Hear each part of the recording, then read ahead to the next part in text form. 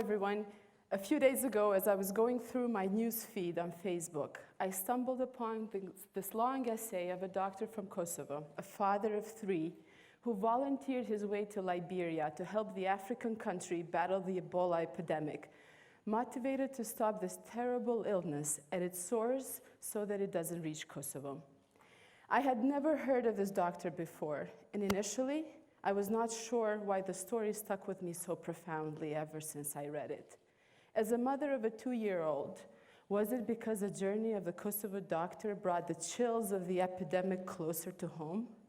Or was it because he was from Kosovo and I felt some sort of compassion for someone with whom we share our space, our blood, and soil ties? No, not quite. Was it because he had taken such an extreme risk to go to the rescue of strangers in another continent? Possibly. As I thought harder and deeper about this man, his wife, the 3 kids he left behind, it dawned on me. In a place where our daily conversation has become all about money and where gangsters are elevated to heroes, I, and probably many of you, have been craving a story of selflessness, of idealism, of belief in something that is not material, of people who, through their commitment to professionalism and a set of values, or simply said, just by doing their job well, contribute to the greater good. In my 10-year tenure as a journalist, initially covering the Kosovo War, and then the transition to becoming an independent state, I have documented many inspiring stories of selflessness, and I met countless such everyday heroes. There were parents who went to great strides to secure their livelihood for their families. There were teachers who worked for free to educate the next generation. There was that next generation, now dubbed the lost generation, who had no access to books and whose future looked bleak, but who nonetheless went to school every day, walked for kilometers, only to sit in a bare floor in a crowded classroom, leaning on each other for support. There were doctors who delivered babies at homes and in makeshift clinics.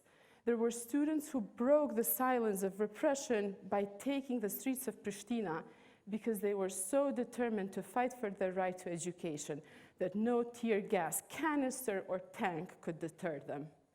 There were men and women who I met in trenches, covered in mud, sleep-deprived, with no real weapons, and little food, who had joined the ranks of the guerrilla movement to fight for Kosovo's independence. There were refugees who persevered in horrific conditions because they did not want to abandon their homes forever.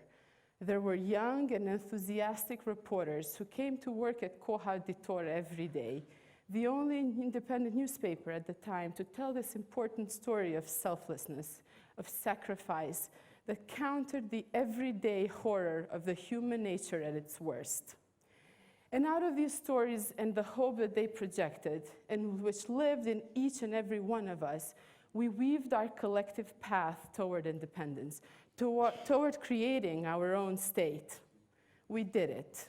Today we have our state, we have our flag, we have our anthem, we have our institutions elected by the free vote. Every brick in the mosaic of the state building, every piece of the N, of the E, of the W, of the B, of the O, of the R at the N, have been erected with our own contribution of all of us. Some of us are more enthusiastic about what this means, others less so, because in our lifetime alone, we have gone through a historic process of decentralization that has taken us from an empire to a province and a federation, to an international protectorate and an independent republic. But was having our own state our only aim?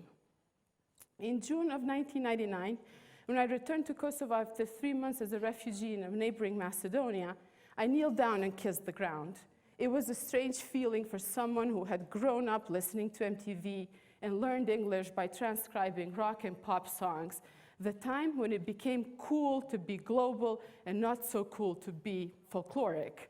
The idea of homeland had become romantic, emotional, one of those experiences that makes you gasp for air. Soon, as I went on to report on the toll the war had taken on Kosovo, and the daunting task of rebuilding in a country turned into rubble, I realized that this enthusiasm alone would not be enough to build a state. We had to search for a new goal that would bring us together to change what remains a constant, no matter if we lived on an empire or an independent state: the quality of life.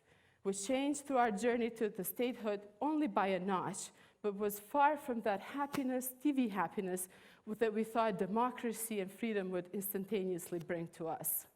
Call me naive, but that's what I actually thought at the time. Fast forward, and 15 years later, we find ourselves struggling to find meaning for the values that take us from recounting the past to launching a more solid future for ourselves and our families. We have a beautiful, inspiring story of how we came together to build a state. And I believe we have an even better story in making to succeed in this endeavor. But democracy, as we are learning, is a work in progress. It is complicated. It takes time to mature. It must be maintained. And maintaining it is our common task. We start from this common denominator that we are all equal in the foundation of our state, and we must remain equal in our efforts to better it. Often, the action of one individual can do more to transform a society than that of an entire government. And I know so many of you in this room who have done so much and you know well what I mean.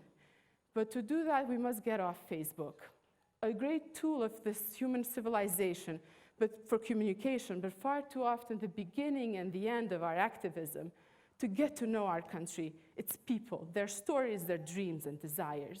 We need to keep building.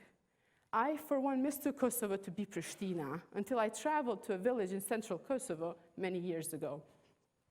In a dimly lit room, damp from the previous night's snowfall, I met a family who spent their days and nights around a small fire in the middle of the room, with bare floors and walls. They had nothing but the clothes they were wearing.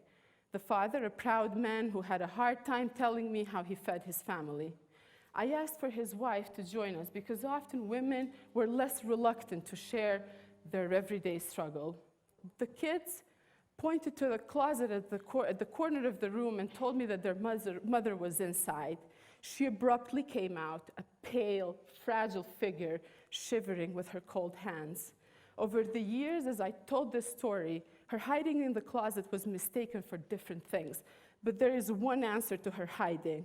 The poverty that had stricken the family had forced her in the closet. We can never go back to that.